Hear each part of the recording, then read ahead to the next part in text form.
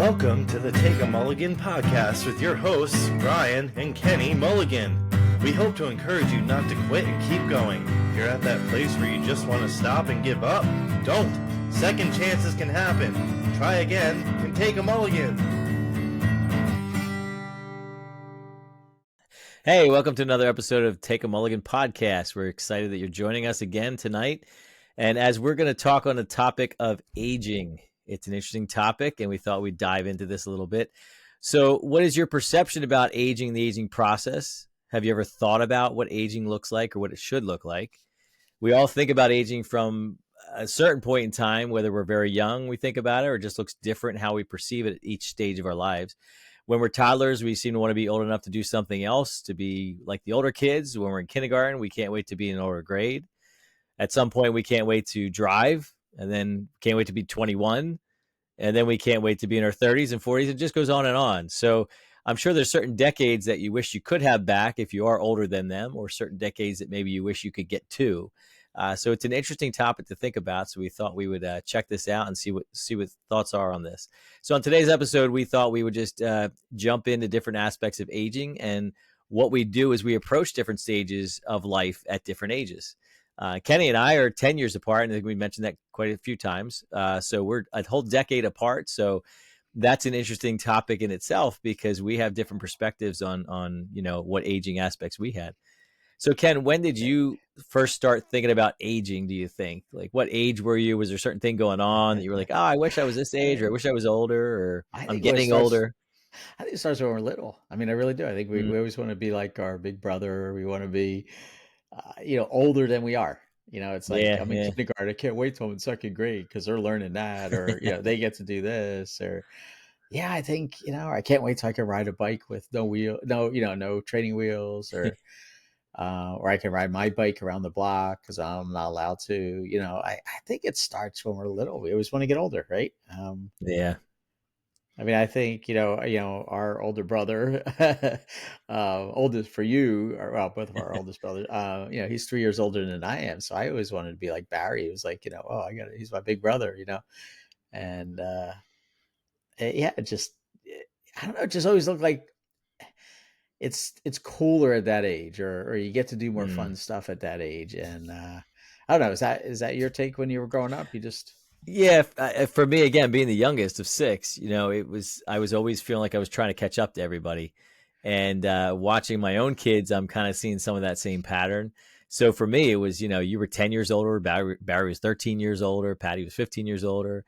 Denise is, what is she, 6 years older? 4 years. She's 4 years older than me. So, there was all these different patterns and different ages and stages. And I remember when I was probably like 8, and you guys are driving, had friends, you're in high school, I'm trying to catch up, thinking I could be cooler by trying to be older. And then I remember when Denise had all her friends in high school around, and I was still like in junior high and trying to hang with them and be cool with them. And so you're right. I think it must start at a very early age, but I'm sure everybody goes through it a little bit differently.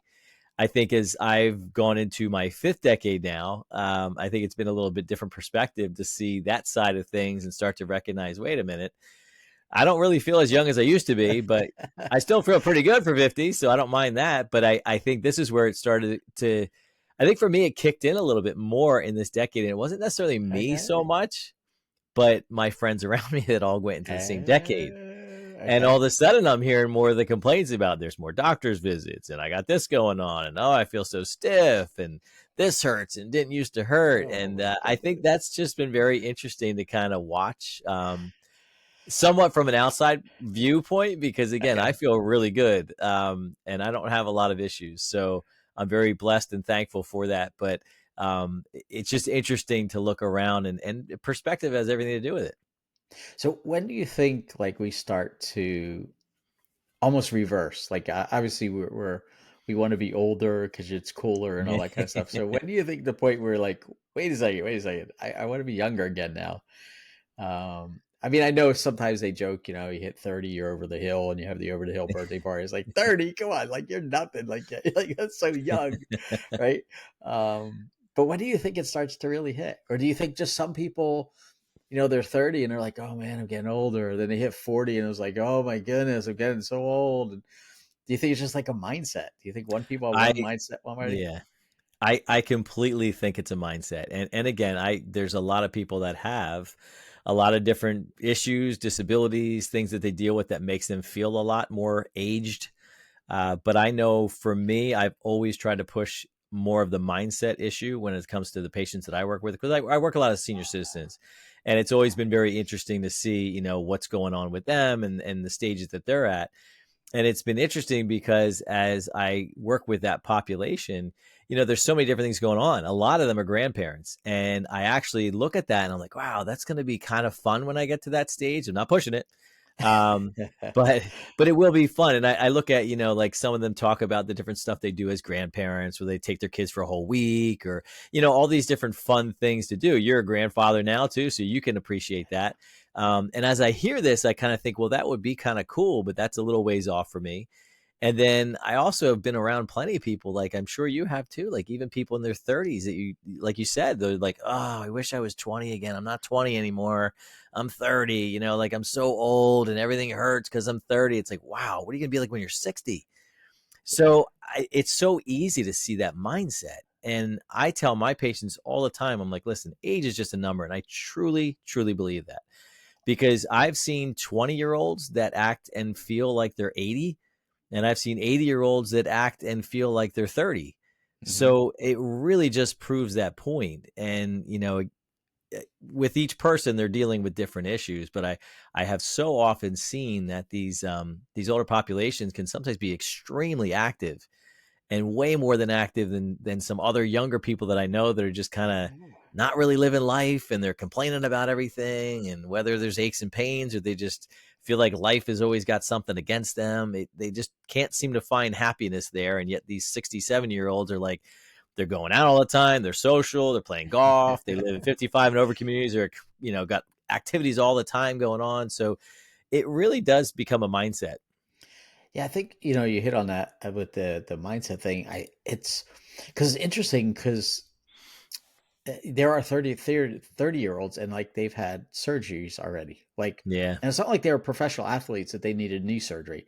It's just they've already abused their bodies, or they're maybe overweight or something like that, where already they're getting surgeries, and you're like, oh my goodness, And we probably go off on this whole subject some other time, but there's almost like this idea that we are a product. Like, no, we're not a product. We are a victim of our circumstances, our genetics, and it's just going to happen to us. So just deal with it. Yeah. And instead of, we're a product of our choices. Right. And it's not that genetics don't play into it, because you and I work with, a company who does genetics, but it's almost like that victim mentality. Like, yeah, well, if I have the high cholesterol, it's just part of my genes. Or, if I get the bad knees or the bad hip, or I'm going to need surgery after surgery, or that kind of stuff, it's just the cards I've been dealt. Just deal with it. You have to, where I don't believe that anymore. Like, I really don't. And it doesn't mean that things don't happen to us. And it doesn't mean that we have genetics that we don't have to overcome, or obstacles we don't have to overcome. But we are making choices every single day, and that'll take us on one health path or another health path. And it is what we eat, and it's exercise and everything else. And I just continue to get amazed that, like, I don't feel as old as I am. Like, I just don't. And I'm glad somewhere along the line, somebody kicked me in the pants enough to make me change trajectory here, because I think it's fun. Like, I do. I think, I want to be at the gym at 80 years old. Like, I want to be working out. I think I shared, there's another time, like Dick Van Dyke was, there was a post on Dick Van Dyke, and he's, what is he, like 98 or something like that? I mean, this guy's like ancient, right? And he's still dancing. Like, that's just crazy, right? And so I think it starts in your mindset. We've shared that before, right? Our thoughts produce actions create habits create our life. And so it goes back to that whole thing of, I don't know if 60 isn't old anymore, and maybe because I'm 60 now, but it's just not that old. Well, also, just to that point is we are living older as generations keep going on.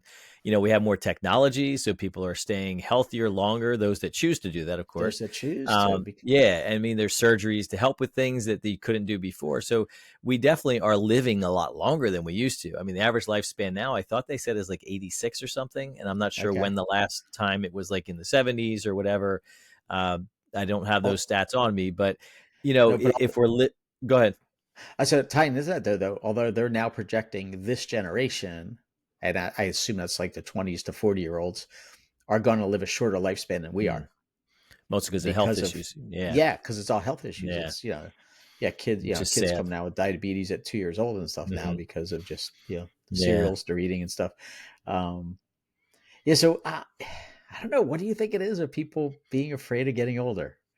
What do you Well, think are some of the ties into that? I think from what I see with patients I work with, a lot of times is, again, maybe I've touched on this before, and I apologize if I'm repeating myself, but it's kind of an important thing. A lot of patients I work with, they lack confidence as they get older.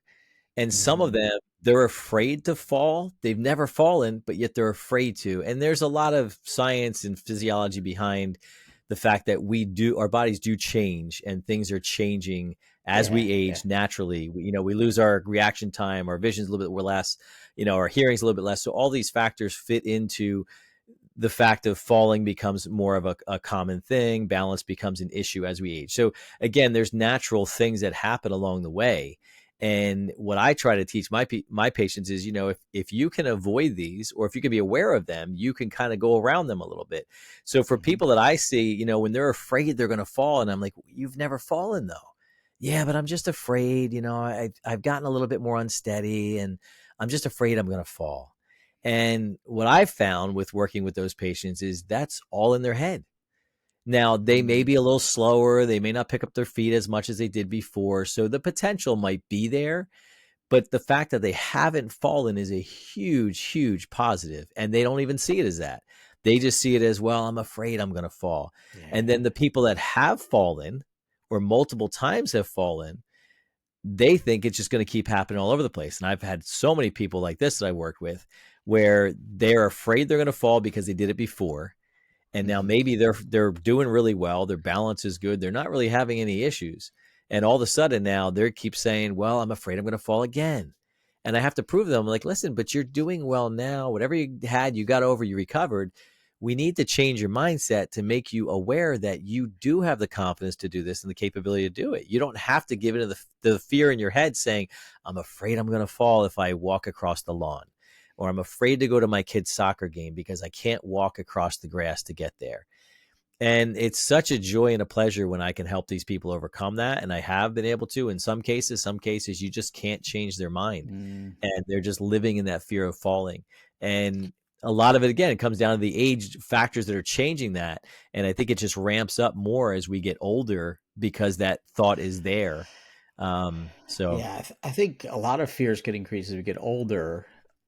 Again, and you're hitting right on it. Is if and you obviously do this through physical therapy, but you can also do this through exercise too. I mean, my mhm, training with the exercise, one of our key, the key starting points is balance, mhm, right? And so if you're working with somebody who's older, or even let's say take somebody in their 50s, if you're working on some balance, some simple balance exercises, and are doing those regularly, guess what? You're not so afraid to walk across the lawn because you're working on those things all the time. So guess what? Instead of just walking across the lawn, you're jumping over, you're running across the lawn. It doesn't phase you. I, and I know the fear. So I because I remember, and it happened at our brother's house, our brother Sean's, and this goes back probably 10, 12 years. And I wasn't feeling too good with MS back then. And I fell in the shower. mm, And I remember thinking, and I fell hard, like all of a sudden my feet just gave out. And part of it was slipping and stuff like that. And I banged my knee so bad. And I'm like, oh my goodness, is this just beginning? Like, is this just how it's going to mm. be? Right. And here I am 10, 12 years later. I'm like, oh my goodness, like that doesn't even phase me anymore. Right. Um, and again, it goes back to exercise though. I think the more you're working with your body, the more you just have confidence, just like anything else. The more we do it, the more confident we are. Yeah. right? So I think, if people are really struggling with that fear, it comes back to what kind of exercise program are you doing? And, and if you can afford it, man, get into a personal trainer.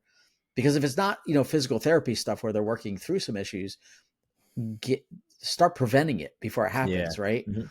And so get to the gym and start working with somebody, and even some simple exercises. You just gain that confidence, man. I got on gym and I do this. It's no big deal. Yeah. I walk backwards on the treadmill for a few, for a half a mile or something, so crazy. And all of a sudden you're like, wow, I didn't think I could do that. And you can, right? And so, yeah, I think there's some things we could really do to overcome those fears. Because I definitely don't want to get that way. Like I don't want to, and I realize, as we get older, our bones are a little bit more brittle and stuff like that. Mhm. But again, proper nutrition, supplementation, those kinds of things, they're game changers in this space, right? Yeah, and it's So it's also like you said, it's making sure that you're preventing. We're not great in our culture anymore with prevention medicine. It's more about, okay, no, well, we have this for this and this for this, and when this happens, you can take this and all that. We don't talk about prevention. And I tell most of the people that I see that are getting surgery, if I know they're getting surgery, every time from the moment I started this profession till now, everybody who is more active or who is been exercising ahead of a surgery always recovers and recuperates through that surgery way better on the recovery side. Anybody that I've ever seen in my life who had something unexpected happen, a heart attack, bypass surgery, something like that, and were active before that just naturally, also recovers better each time. It's the sedentary people that never do as well. It takes them a lot longer. So there is just a lot of proof in that. So again, if we're going to have issues with aging, we're all going to age. We can't reverse aging. But the big question is, what are we going to do about how we age? yeah, So for me, and again, in my little new decade here of 50, lots of my friends are, oh, this hurts now and this hurts. And oh man, it hurts to get up. And oh, it's too hard to get up early in the morning now. And it's like, guys, we're not 85, we're 50. I Like know. it's still a Wow. great age to be, and we're still young. And, Yeah. even if we do stuff, sure. I will be the first to admit if I, play basketball for a couple hours, I'm a little bit more sore than I was when I was 20. If I Yeah. go run around a softball field, I'm a little bit more tired or sore than I was when I was 30.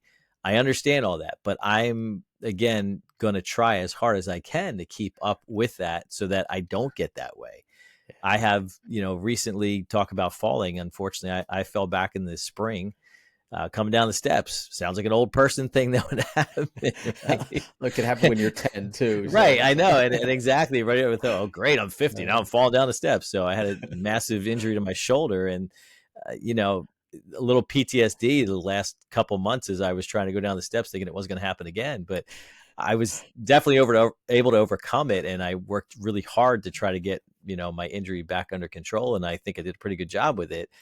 But I worked hard at it because I was motivated to do it. I was motivated because I didn't want to sit back and say I injured my shoulder really bad.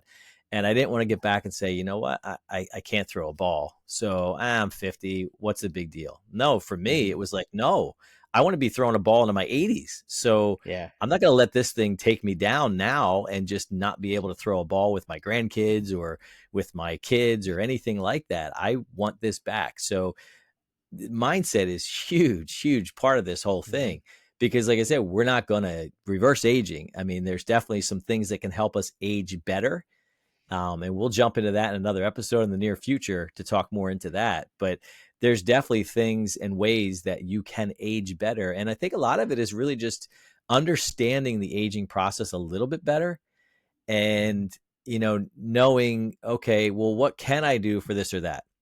And if you're a pretty healthy person, it is a lot easier. If you start ending up with bad arthritis or muscle issues and joint issues, it does become a little bit harder.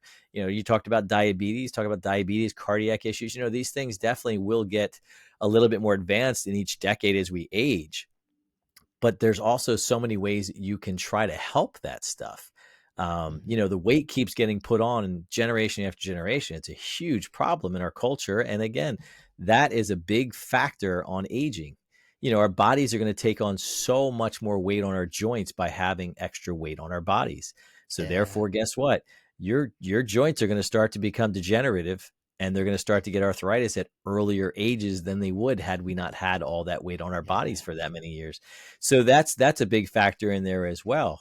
And, again, going back to just how people approach aging, I think in my own world, I became very aware this year, and maybe again, it was because physiologically a different decade, things are changing a little bit. I feel very much more, I guess, in tune with knowing I need to really step up the stretching that I do on a regular basis, because I stretch people all day long. I talk to them about stretching. I talk to them about, you got to stick with this, got to stick with that. And I think in some ways I've had such a blessing of what I do because I've seen it. I've seen what happens. And now I'm at the point in my life where I keep, trying to help my wife stay healthy and keep telling her, listen, I've seen these people that don't take care of themselves. They end up with one issue, then it turns into another issue. Now they can't go for a walk down the block because this happened, this happened, this happened. And then all of a sudden, again, there goes the mindset. It's like, well, I can't walk down the street because everything hurts. And there could be a lot of valid reasons why. But if you give into that, you're not going to walk down to your mailbox next. So I've seen it so much that I don't want to age poorly. I've seen patients that have aged very, very well. And I'm like, that's what I want to be like. I joke with my kids. I'm like, listen, guys, I'm looking to go to 100. So just deal with it. And you're going to have to stick around for me because I'm looking to go to 100 here. At least late 90s. So me too. I don't want to, and we talk about living longer too. Like, I don't want to be an old 100-year-old person. Yeah. I want to be a young 100-year-old person. I want to be still able to jog, and I still want to be, I'd still love playing golf, and I would still love to be, throwing a ball around a little bit, and, still going to the gym, working out, whatever, I definitely want to be. And the beauty of that is that it is possible. It's very possible if you take care of yourself, if you're healthier with your food options, choices, supplementation, all those things that we talked about, and just recognizing and understanding that, some things are preventable, some things aren't. The things that aren't preventable, okay, what am I going to do about that? If I get arthritis in my knee in the next 10 years, all right, what am I going to do about that? I'm going to keep things as stable as I can for now. And if I need to have my knee replaced, I'm going to get it replaced so I can go on with my life.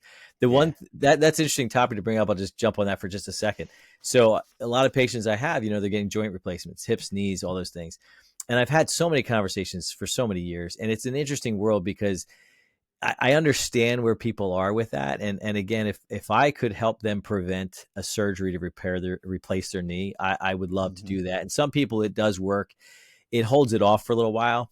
But the problem I've seen over the past is that, a lot of people, they're dealing with arthritis. Let's say, we'll say 65 and they've had some arthritis. You talk to the doctor, they've been dealing with arthritis for a few years.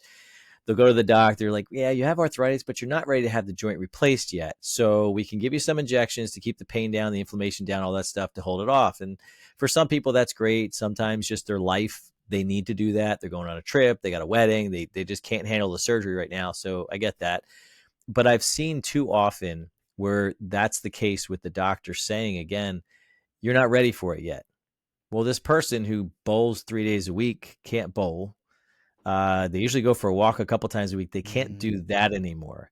They can't really help take care of their grandkids. And they're having a lot of pain. So the pain led to now a lack of function and their lifestyle. And yet they'll go back and say, okay, you know what? You're probably like 3 or 5 more years off from having the knee replaced. You don't need it yet. Wow. So now this is a conversation I have a lot. Now all of a sudden I have to, so now say they're coming to me, they've got, had pretty severe knee injury, pain for 3 to 5 years now. They've been dealing with it. They've been getting some shots. They've been getting some medications. They're still managing, but it's getting harder and worse. And the doctor might say, yeah, you don't have to worry about it for another 5 years. So then I have to tell them, well, listen, you have to make a decision here, because if this is an inevitable thing that's going to happen, what we're doing is you're trying to buy time on something that is going to happen.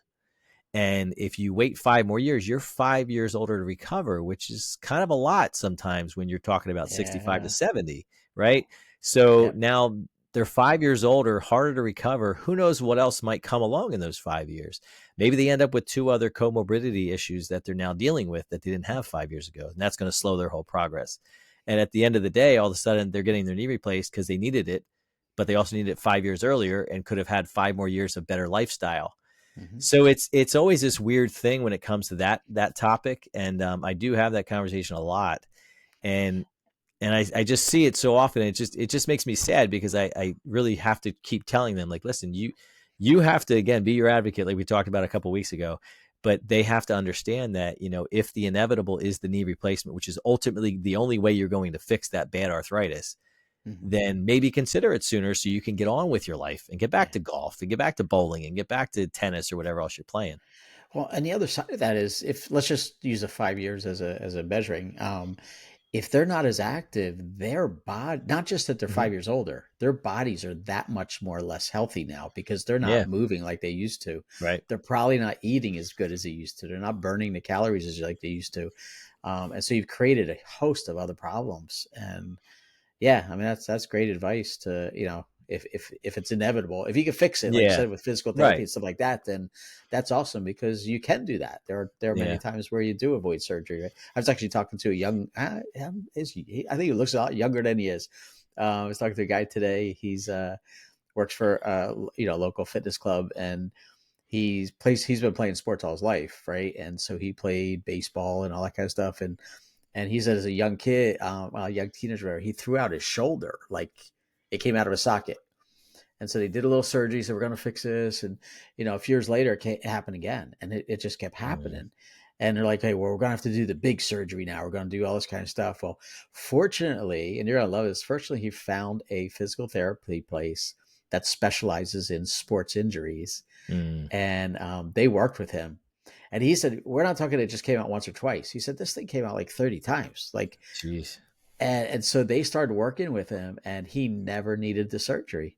Oh, that's great. So it's like wow. So yeah, there's a lot of hope out there in other ways.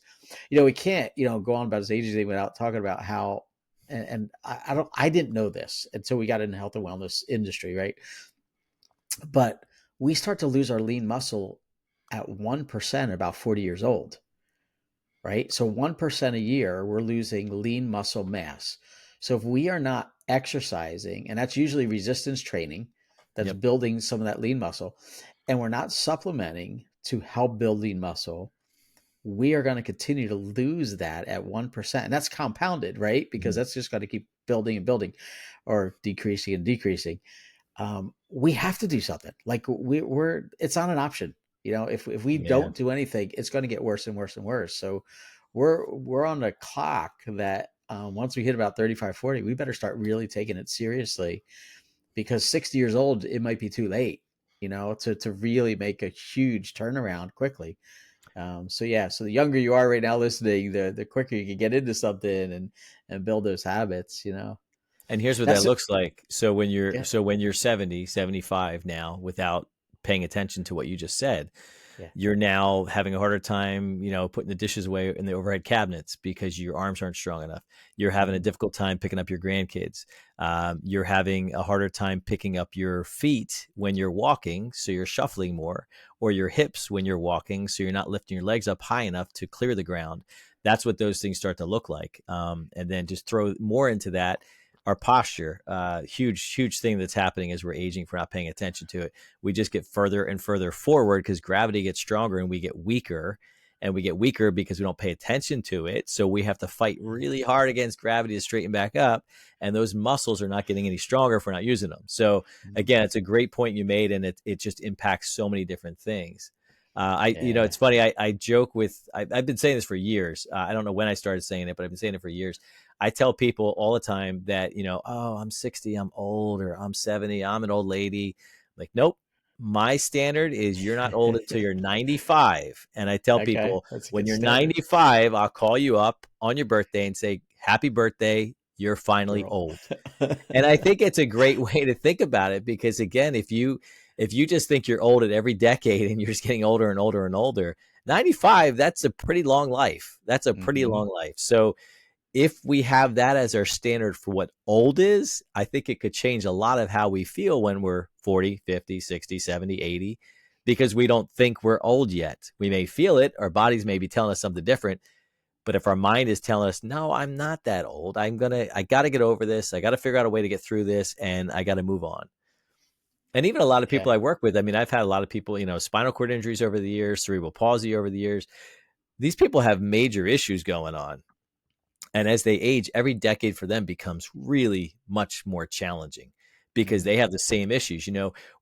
As we age, unfortunately, a lot of stuff just changes. Yeah. Every system of our body is changing. Our musculoskeletal changes, our respiratory system, our integumentary system, our digestive system, hearing, all of these things start to decrease and decline. So it sounds pretty dark. But again, understanding that, like I was saying before about the stretching, if we understand that, as we get into, 30s, 40s, things are getting a little tighter and we should start paying attention to that rather than waiting till we're 60 and now saying, wow, everything's tight. I haven't stretched my hamstrings in 30 years. Well, Yeah. they're not just going to come back and be loose right away. So I'm getting very into, again, myself personally stretching more and paying attention more to that because, again, my bones and my ligaments and muscles are not moving as well as they did when I was 20, but I'm recognizing that. So now I'm trying to be proactive to try to be part of doing something about that myself because I tell all my patients to do it. So, there is things that we can do and we can try to help the aging process to be a little bit better. Absolutely. Now, it is a real fear, though. Like people have the fear of getting older, right? Yeah. Right. And it has a specific name to it, right? It's a phobia, like anything else, right? So how do you pronounce this? I think Gerascophobia? gerascophobia, it looks like. Yeah. Like geriatrics, Yeah. Yeah. That's where gerascophobia. that comes from. Yeah.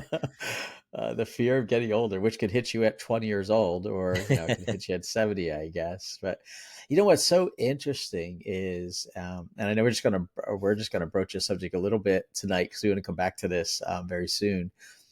But a lot of people are looking for stuff to not get older. Hmm. Like they're looking for anti-aging products, whatever that means to them, right? So for a woman, it might be her skin because she doesn't want her face to look, older. Because us guys, we usually don't care about that stuff, right? When it comes to our face, like it is what it is, right? Although, I noticed, like I'm looking in the mirror and like, wow, I do have some wrinkles and stuff. Or like, wow, I guess I am getting a little older. I'm like, because I still feel so young. So, I love that. So, um, but it's a big market, right? I mean, it's a big market Yeah. out there, and it's not just the older people in their 60s or 70s who are trying some anti-aging products, are they? No. No, so tell us, Brian, tell It's us more about who's looking at this stuff. That's crazy. Well, just to give a little perspective, we did a little research on this, and the cost spent on the anti-aging market, all kinds of different products, potions, lotions, creams, can be some procedures, Botox, that kind of stuff to make you look younger, feel younger.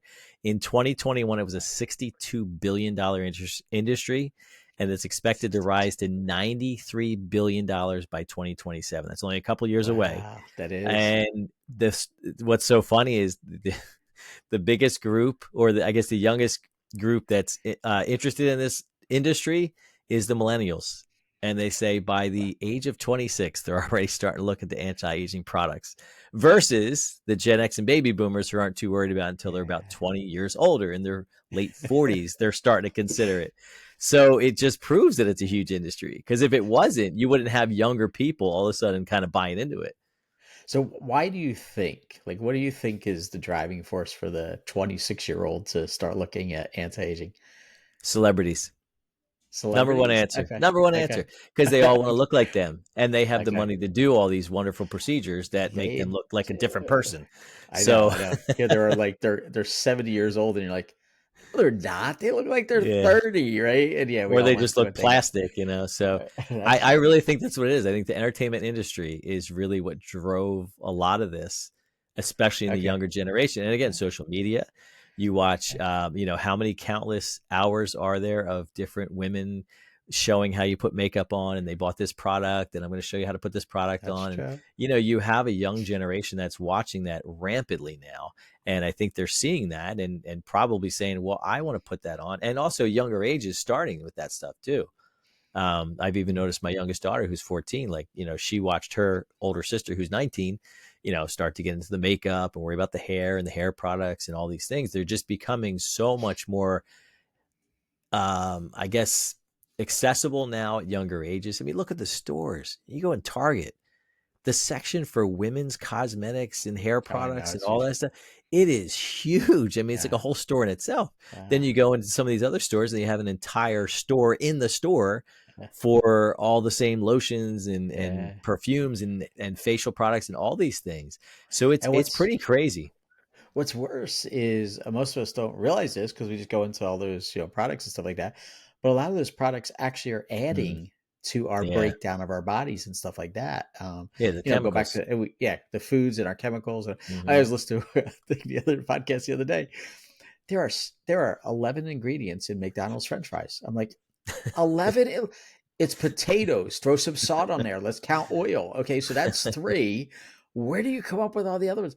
But they That's continually put crazy. stuff in our foods to make it addictive and all that. So yeah, we go off on that, but cosmetics and stuff like that are too. Yeah. So I know one of the big pushes is getting back to, and there's some good companies coming out or have been there out for a while that more natural products, more getting away from all the chemicals and all the bad stuff that we're putting on our Yeah. body. Yeah. Yeah. I wonder though, is, you said, they're looking at celebrities. I wonder if some of them are looking at their parents or their grandparents and saying, I don't want to be there when I get to that Mhm. age. Yeah, I, probably a I, good I, reason. Yeah. I don't want to be 60, or 65 like mom or dad are. And they're having trouble getting up a flight of steps, Hmm. or now we're moving them into a one level house because they have to live on the same floor. And I wonder how much of that is starting to drive it too. Well, it's And I interesting you think, brought that up. It's go it's ahead. interesting you brought that up because I guess you could look at both sides of it. And again, I'd have to pull up some stats and see. So that's interesting that you say that because if you also look at it, right? So we have all this issue with the health of our nation, and it's getting worse and worse. People are getting diseases, younger ages that they have to deal with. You have a younger generation that's so concerned about aging, and maybe that's what they're looking at is they don't want to be like their parents or grandparents having a hard time get off the floor, which is great if they're motivated by that. But at the same time, it's also, you can kind of consider sometimes it's a lazy generation that they're not as active because we know they're not as active with the phones and everything else. So then you also throw into that, but then where does that fit with the younger generation who wants to join a gym? When we grew up, we didn't have a gym around. There were now you got That's true. 5,000 gyms around, and you have young high school age that want to start going to the gym. So I don't know. It's an interesting thing. I kind of like to see if there's some statistics there that are showing that maybe the younger generation that's concerned about aging is doing it the right way, and they're saying, you know what, I want to start going to the gym at an early age because I want to live longer and I want to be healthier than my parents were or my Hmm. grandparents were. So that's an interesting thing to think about. Yeah.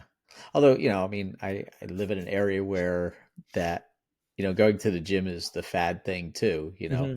Yeah, it's a Um, fad. I, Yeah, I think I so. mean, there's one gym, I won't mention names. There's one gym around here, right? And they got a bar on every floor, pretty much. So it's like, what are you going to the gym for? Yeah, So it's more of a we're part of a gym, that kind of yeah, thing. So not for everybody, there's a lot of people who are taking it seriously, yeah. but I think what people are really looking for though is not it's not so much the age or a number, it's the quality of life. Mm. Will I have a good quality of life as I age?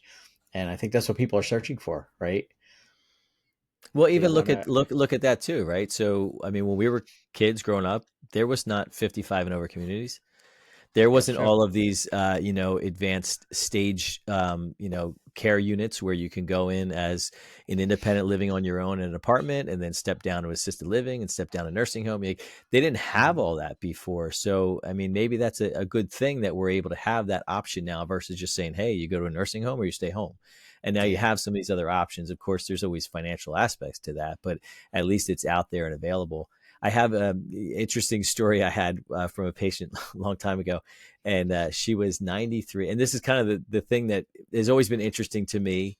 And again, I think I've been able to recognize it because I hear it so much, and I could also see myself seeing this as well. So I had this little lady. She was a nun. She was like 93, I think, when I saw her, Oh man. and she was just this tiny little thing. And she was coming in for like neck issues, I think.